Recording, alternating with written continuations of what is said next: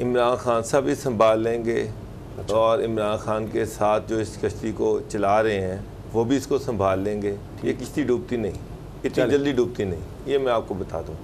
हाँ, किश्ती हिचकोले खा रही है, इसमें कोई शक नहीं है। इकोनॉमी का बुरा हाल है, MNAs MPs जो हैं वो बिगड़ रहे हैं। आज़म खान के जो है प्रिंसिपल सेक्रेटरी जो हैं उनके ख़िलाफ़ बोल रहे हैं, उस्मान बुज़दार के ख़िलाफ़ बोल रहे हैं। गवर्नेंस और एडमिनिस्ट्रेशन के इश्यूज चल रहे हैं। बजट आया है, बजट में जो मेंबर्स हैं उनके लिए डेवलपमेंट के कोई फंड्स नहीं रखे गए, उस पर चीख रहे हैं। लेकिन कई लोग मतलब काफ लीग है जी, तो आप चीमा साहब के लिए तो 56 करोड़ रुपया रखा गया भावलपुर के लिए, तो उनके लिए तो रखा गया है। वो नाराज़ हो रहे थे ना तारिक बशीर चीमा साहब, मुलाकात भी उन्होंने की काफ लीग ने, फिर आपको पता ही है इन काफ लीग के लोग हैं, उनकी मर्जी की ट्रांसफर पोस्टिंग्स भी हो रही हैं, उनको भी खुश किया जा रहा है।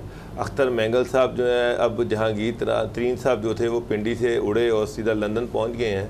अब इमरान खान साहब को वो याद भी आ रहे होंगे कि ऐसे मौका पर वो काम आया करते थे, वो काम आया करते थे और वो कोई ना कोई डायलॉग करते थे और कोई ना कोई रास्ता निकाल लेते थे।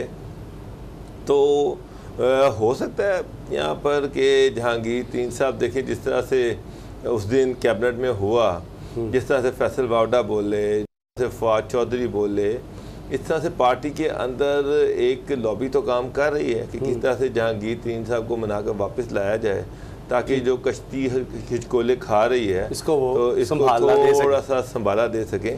तो बहुत कुछ चल रहा है पार्टी के अंदर। अच्छा, लेकिन आपने जो बता दिया कि ये डूबती नहीं है, हिचकोले लेती नहीं, तो खरल साहब ये जो फिर साबिक चेयरमैन सेनेट नईर बुखारी साहब पाकिस्तान पीपल्स पार्टी के सीनियर रहनुमा हैं, इनके दरमियान मौलाना फजलुर रहमान साहब के दरमियान जो मुलाकातें हुई हैं, अख्तर मैंगल साहब गलत नहीं है तो 2 दफ़ा मौलाना फजलुर रहमान से उन्होंने मिल लिया और यानी चंद घंटों के वक्फे से ही कह लें मुलाकातें हो गई। APC की अब बात गश्त हो रही है फिर से कि ऑपोजिशन कोई बाबर साहब हंस रहे हैं, पिछली बार इतना बड़ा धरना हो गया था, APC खरल साहब को पता है कि जो कश्ती कोले खा रही होती है ना वो सीधी चलनी शुरू हो जाती है।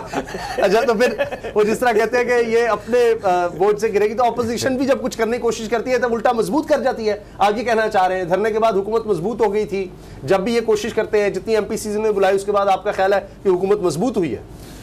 मेरा ख्याल है जो APCs होती है उसके बाद हुकूमत को जो अपनी गलतियां हैं उससे सीखने का मौका मिलता है, और हुकूमत जो एक जिस तरीके से एक स्कैटर्ड चीज़ें हैं, जो आपस में एक यूनिटी नहीं है, जिस तरह से एक गैर ख्वाजा आसिफ साहब हमारे साथ हैं। ख्वाजा आसिफ साहब, आज तो आपने बड़ी ज़बरदस्त तकरीर की है, आड़े हाथों लिया है, क्या वजह है, क्यों आप इतने ज़्यादा अब नाराज़ लग रहे हैं हुकूमत से? आज तो आपको जिस तरह नज़र आया कि आपने जो बातें कही हैं, इकॉनमी बिल्कुल तबाह है, इमरान खान साहब की तकरीर आप कह रहे हैं कि बिल्कुल किसी काम की नहीं थी, क्यों?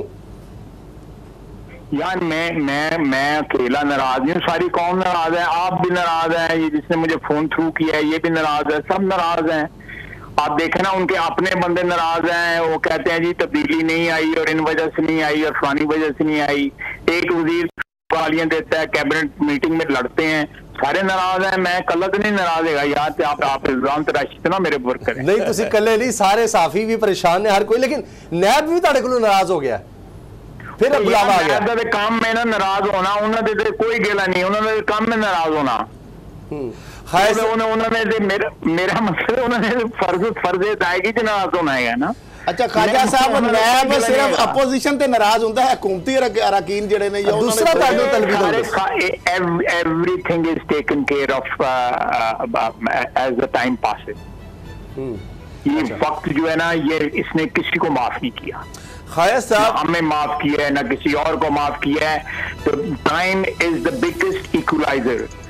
अगर आज किसी के साथ ज्यादती हो रही है, जो हो रही है, मैंने रेफरेंस दे दिया ना राना सनाउल्लाह का, उधर जो है कौन सी मेरिट की आप बात कर रहे हैं कि एक बंदे के ऊपर 20 किलो हीरोइन आपने डाल दी, ये मेरिट है आपका।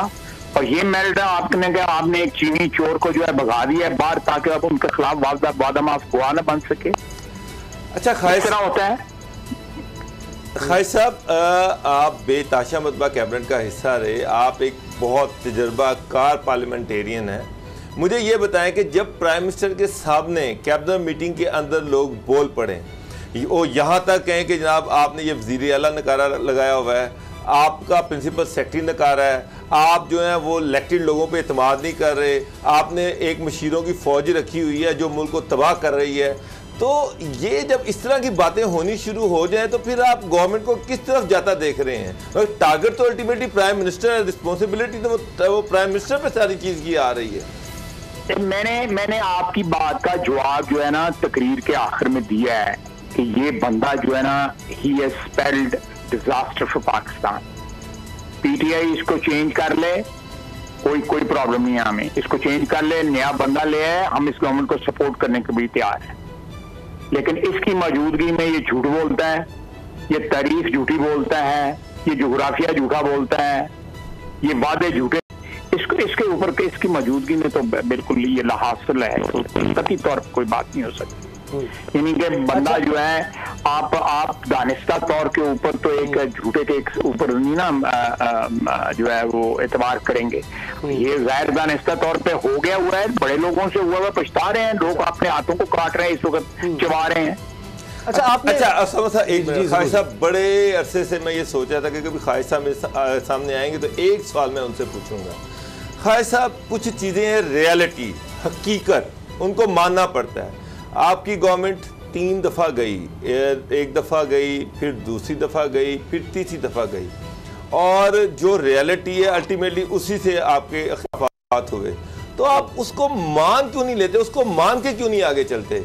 क्यों आपको इख्तिलाफ़ात का माने, किस चीज़ को माने? मैं मान लेते हैं, आप बताएं तो सही किस चीज़ को माने।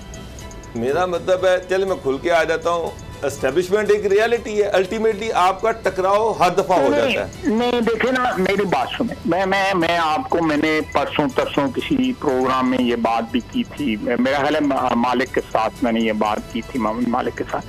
देखें, मेरे सोचने से या मेरे समझने से कोई फर्क नहीं पड़ता, लेकिन मैं व्हाटएवर जो भी जो है 0.0001% कंट्रीब्यूट करता, मैं भी समझता हूं कि इस वक्त एक नेशनल कंसेंसस की जरूरत है विद ऑल सिंसियरिटी।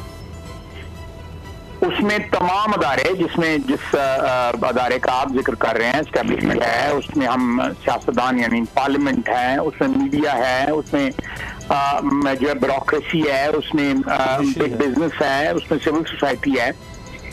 हमें अब मुल्क जिस मोड़ पे इस वक्त आ खड़ा हुआ है, इस पे चाहिए कि हम for the sake of this Nations future, हम अपने बच्चों के फ्यूचर, आप यंग लोग हैं, आपके फ्यूचर के लिए, आपके आगे जो बच्चे हैं उनके फ्यूचर के लिए वी मस्ट, हमें हाल में नहीं रहना चाहिए। हमें अपनी माजी से, हाल तो होता ही कुछ नहीं है ना, एक लम्हा गुजर गया वो माजी हो गया, एक लम्हा जो कल जो है, एक लम्हे बाद जो फ्यूचर है वो माजी हो जाता है। तो वो तो मैं इसमें हाल में तो बिलीव नहीं करता, इट्स आइदर पास्ट और फ्यूचर। तो ये जो इसमें बैठ के it is incumbent upon us, ये हमारा फर्ज है कि हम बैठ के बजाय हम अपने अदारों में, बजाय अपने जो नैरो इंटरेस्ट हैं उनका सोचें, मैं अपनी पार्टी का सोचूं या मैं अपनी जात का सोचूं, ये लेट्स ओपन ए डिबेट, एक नेशनल डिबेट जो है बड़ी अच्छी पॉजिटिव आपकी अप्रोच है। कोई हेडवे इस पे होता देख रहे हैं, कोई इस पे कोई रास्ता निकलता मेरा ख्याल है कि हालात जो है ना फोर्स कर देंगे हमें। मैं IIC के इस डीप किस्म की क्राइसिस जो है, ये इतनी गहरी क्राइसिस है कि इसमें से अगर अल्लाह ताला को हमारी मकसूद है, अल्लाह ताला ने हम पे मेहरबानी, अल्लाह ताला मेहरबानियां करता है, माफ़ कर देता है हम गुनाहगारों को, जो है वो हमें माफ़ कर दे और हमें मौका दे कि हम जो है किसी नेक डगर के ऊपर इस मुल्क को ले आए। अपने ग्रोई सियासी मजहबी लिसानी जो मफादात हैं उनको पुश पुश डाल के पाकिस्तान का और पाकिस्तान के आने वाली नस्लों का फ्यूचर उसको मद्देनजर। लेकिन खाई साहब, इसके अंदर फिर एक चीज़ जो डिबेट होती है, जो बात होती है, वो फिर PMLN का एक पर्टिकुलर नैरेटिव है, वो जो माजी में रहा है वो नैरेटिव। तो अब वो नैरेटिव क्या आगे भी साथ चलेगा, किस तरह से फिर चीजें आगे? मेरी बात सुने, आप मुझे देखें, मैं चीज जो आपने बात की थी ना, देखें ना, मियां नवाज शरीफ अगर 3 दफा हमारी गवर्नमेंट गई है तो 3 दफा आई भी तो है ना, दोनों देखें ना, glass is not half full या हाफ एम्प्टी, तो दोनों साइडें देखें ना। कि अगर 3 दफा, इसका मतलब है कि मियां नवाज शरीफ जो कहता था उसमें सच था, को तीनों दफा वापस आए। जी जी।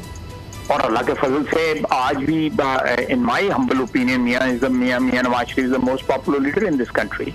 जो उसने कहा आज इमरान खान जो है झूठ साबित हो रहा है, और मियां नवाज शरीफ जो है सच्चा साबित हो रहा है। आपकी फिगर्स बताती हैं जी। आपके एक बंदे की स्टेटमेंट जो उसने कंटेनर में दी हुई हैं या उसके बाद दी हैं या हुक्मरान बन के दी हैं, वो सारी की सारी जो है वो नक्श बराब साबित हुई हैं। जी। मियां नवाज शरीफ के जो सच है वो आपको ग्वादर में भी नजर आएंगे, वो आपको तुर्बत में भी नजर आएंगे, खुजदार में भी नजर आएंगे, गिलगित में और शांगला में भी नजर आएंगे, आपको सियालकोट में भी नजर आएंगे।